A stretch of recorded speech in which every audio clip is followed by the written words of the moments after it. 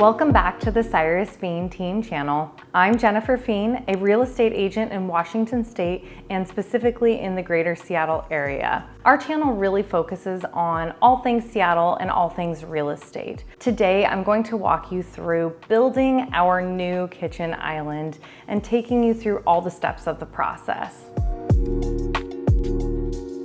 When starting this process, the first thing that we absolutely knew we wanted to do, if at all possible, was to match our current kitchen. So we wanted to match the cabinet fronts, the pulls, the quartz, even the toe kick. So with all of those things in mind, I started the process by reaching out to the only contact that we still had with the builder, which the information I got was good, but it wasn't much. I found out that the company that built the cabinets had gone under during COVID. I found out that the company that did the cabinet fronts would only do commercial jobs, so they wouldn't take residential. Even though our building is a residential building, when they did it, it was more of a commercial job because it was the entire building.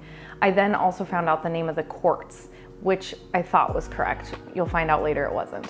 My research then began by trying to find some cabinets that were the ultra high gloss, full overlay cabinets. You can see them behind me, very glossy, and the exact color of gray. And I'm gonna tell you, there are a million different colors of gray out there, so it was really hard to find this. I stumbled upon 27 eStore. It's a company located in Las Vegas. I did try and do some research and see if I could find anyone local, but I really wasn't finding what I was looking for. And so I went back to 27 eStore, I asked them some questions and ultimately decided to order a color wheel. And you can see how many different colors they have. It's literally every color of the rainbow. So if you're looking for something super specific, I would highly recommend looking into them. Once we received the color wheel, Cyrus and I spent some time narrowing down the colors of gray. I think we'd gotten it down to about 3 different colors of gray, and we had them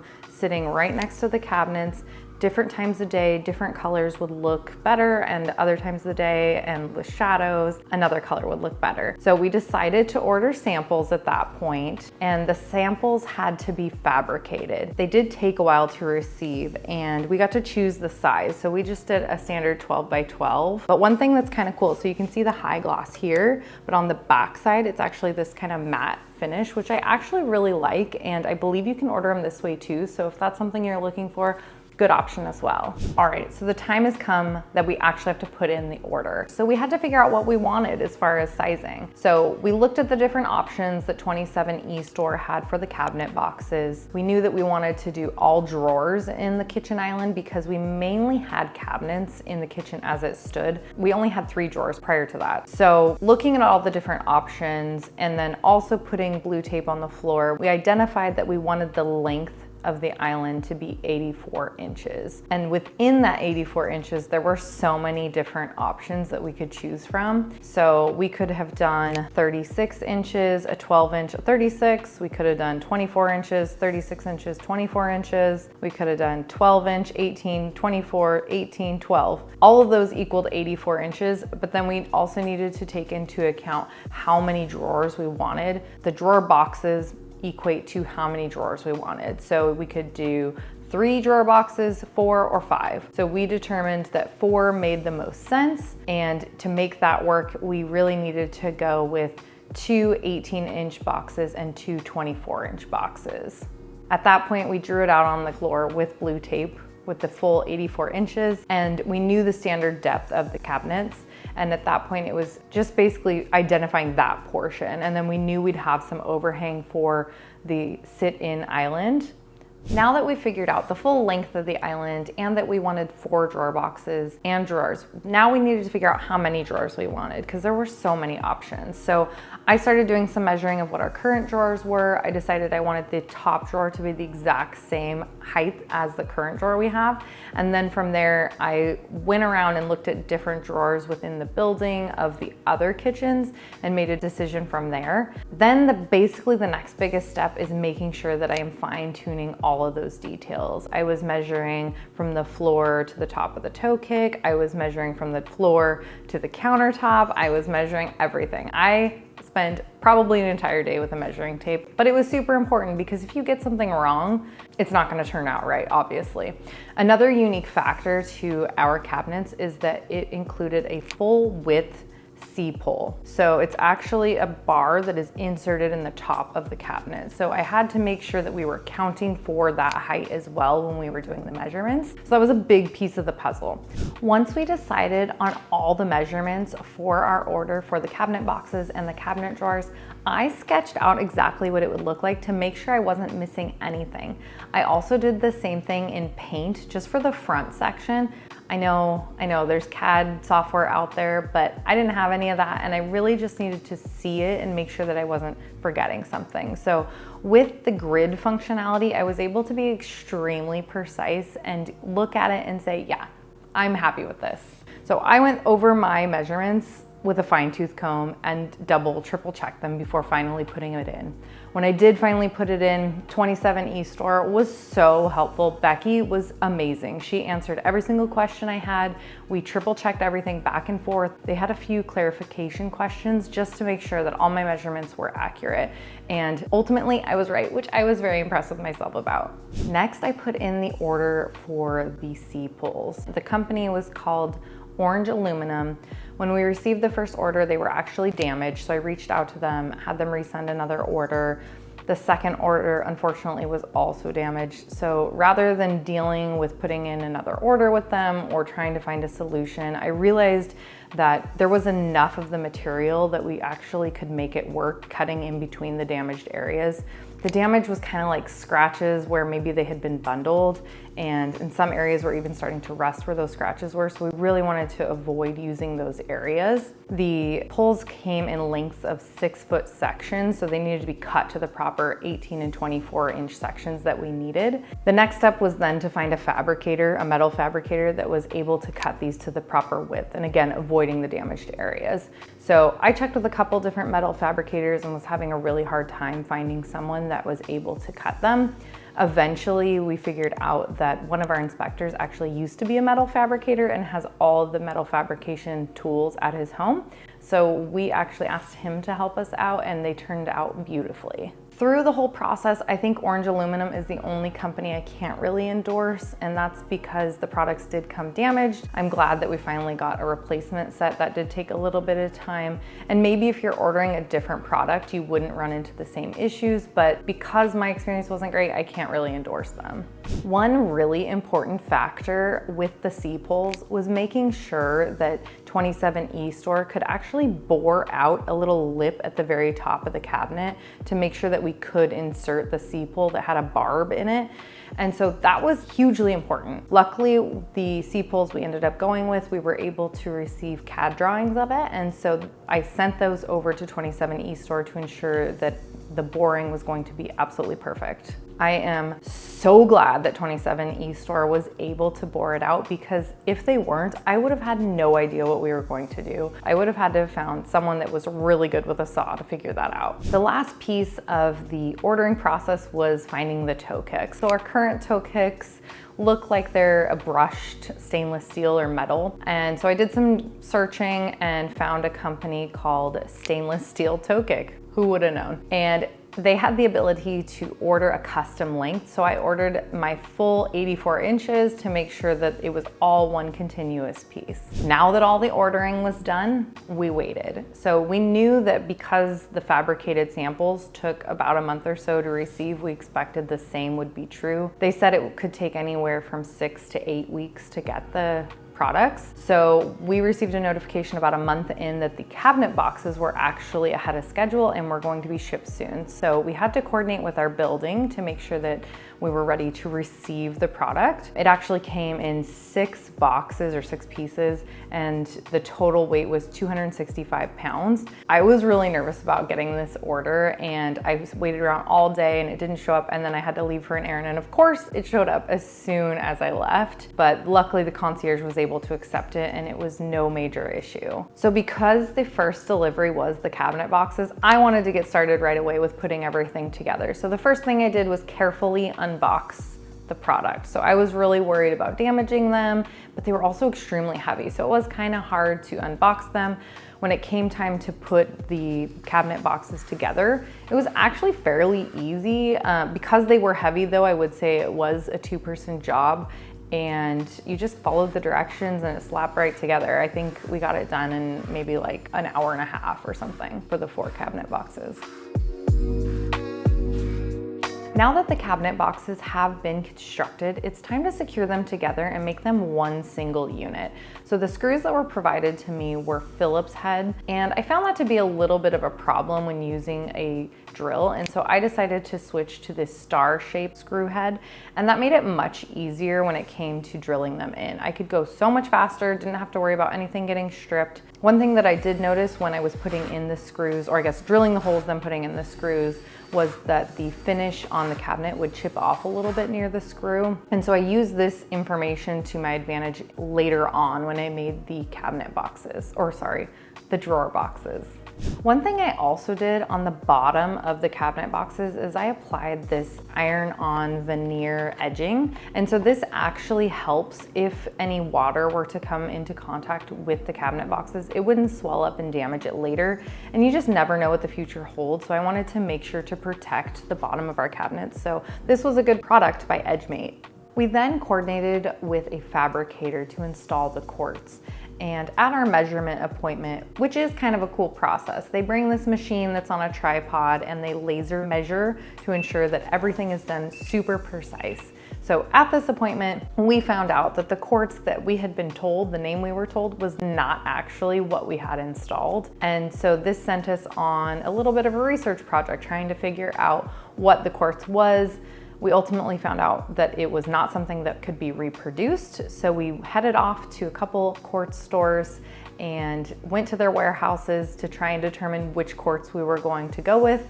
We ultimately landed on an MSI product, which I have videos here of our time at the warehouse.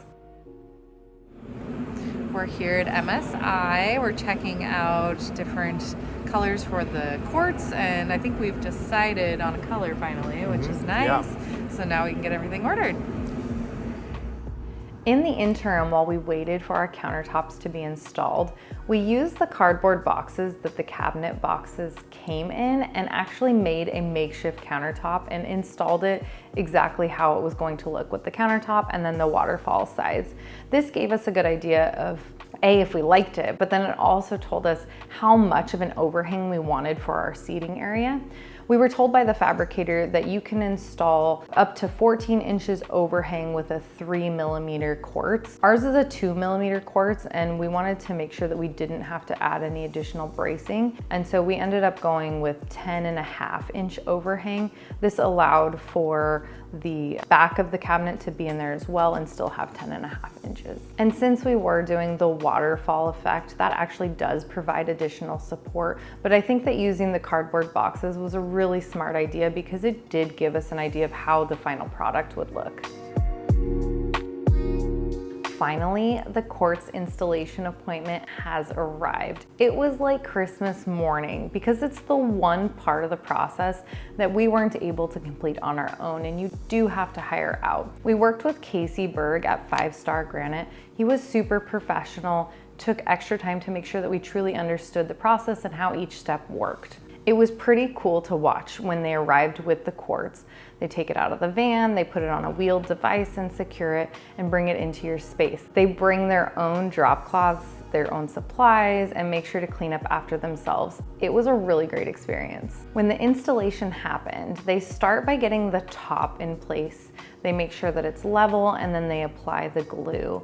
The next are the sides, because we did do the waterfall island effect. And so when they install the sides, they do the same thing. They make sure that it's level and then they use pure silicone to glue it in place to make sure it's not going anywhere. Next, they actually are going to squeeze out any extra glue, which that process did take a little bit of time. Next, they took a sander with a water bottle at the same time, so it's a wet sand. They do this to make sure that the quartz doesn't burn while they're sanding it. So they sand right at the seam. Of course, when they put them together, they made sure that the veins did match up. So then they're sanding. They sand to make sure that it's a soft, round corner rather than a really sharp edge. And at the two corners, they do make sure to spend a little extra time to make sure that they are really rounded and nothing is sharp.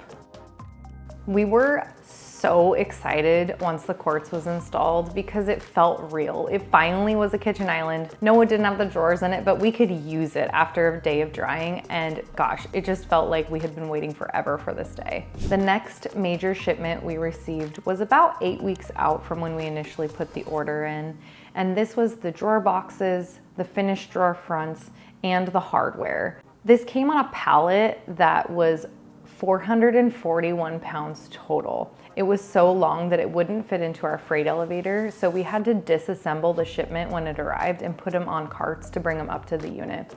I did pre-measure the freight elevator to make sure that the long, what's right behind me, the long piece that goes behind the island actually fits in the freight elevator. That was a very important piece of this puzzle.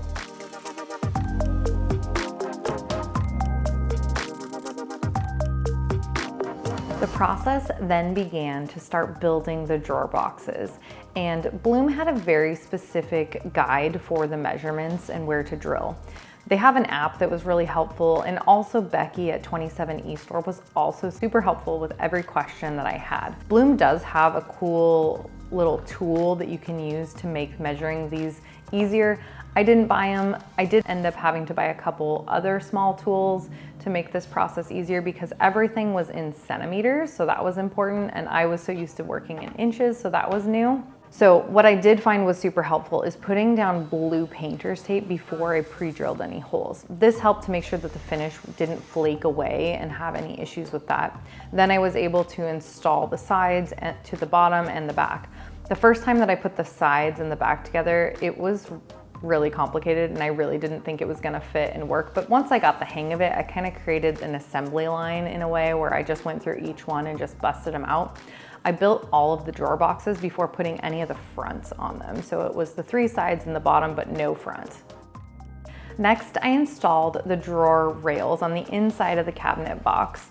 This was actually pretty easy with the power drill. It went by pretty fast. The only thing I had to make sure is that I was putting them on the right side. Once I put the first drawer box in and pushed it in, it was so satisfying to feel how smooth the soft close was. The last couple steps, I was really nervous about. I was so afraid that I was going to mess up, but it turns out that putting the drawer fronts on was super easy because on the back of them, they are pre-drilled and you just install a little mounting device and then they snap right on. That said, I am really glad that I did wait to do this step just because the fronts could have gotten scratched up or banged up by sitting with the drawer boxes while I was building them all. So I am glad that I waited for that last step, and it was pretty satisfying to just snap them into place. The next thing that we had to do was install the little Bloom covers that covered all of the mechanisms in the drawer, which went by really fast. You just snapped them right into place. After that, I had to install the full-length C-pulls that go on the top of each drawer. So again, very nervous about this because I really didn't want to mess up.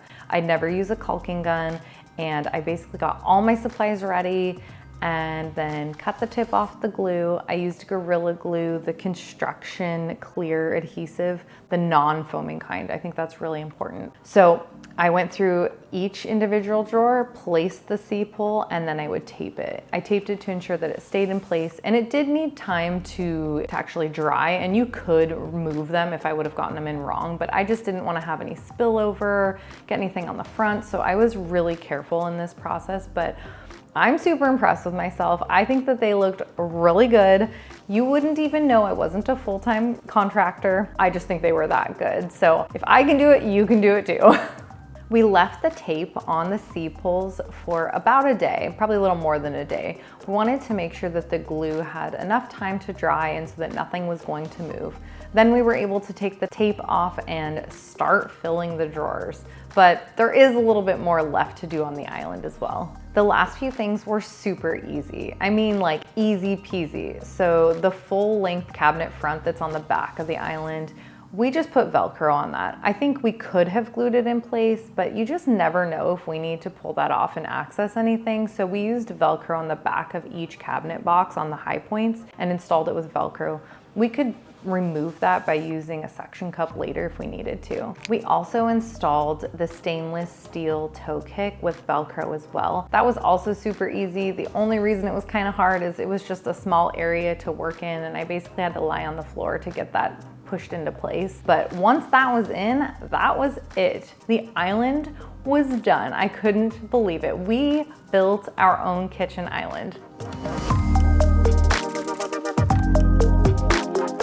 One thing to note about our kitchen island is that the building that we live in is constructed of concrete and steel. So what that means is that our ceiling and our floor are concrete slabs, and that means that we can't drill into them, which basically means we can't drill into the floor. So most of the time when someone is installing a kitchen island, they have mounts in place to make sure that the cabinet boxes aren't going to move. We couldn't do that in our situation, but with the weight of everything, that kitchen island is not going anywhere. So with the weight of just the material for the cabinet boxes and the drawers and everything, that was about 706 pounds. The weight of the quartz is over 500 pounds. And then with all the other stuff that we've put in it for storage, it's literally not going anywhere. But technically it could move, but it's not going to. Because the cabinet boxes weren't secure in place, we did have to sign a release with the quartz company to make sure that we were taking the liability if anything were to happen. They were just worried that maybe by moving it that things could fall or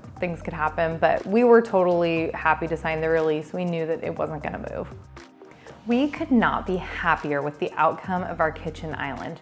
The gray that we chose matches perfectly. The height of the island is exactly the same, and the location in the room couldn't be more perfect. We can still open our dishwasher door and the drawer on the bottom left, and it doesn't hit. They are like centimeters apart. It is perfect. Even the slow close on these drawers is so superior to the ones that came with our current kitchen.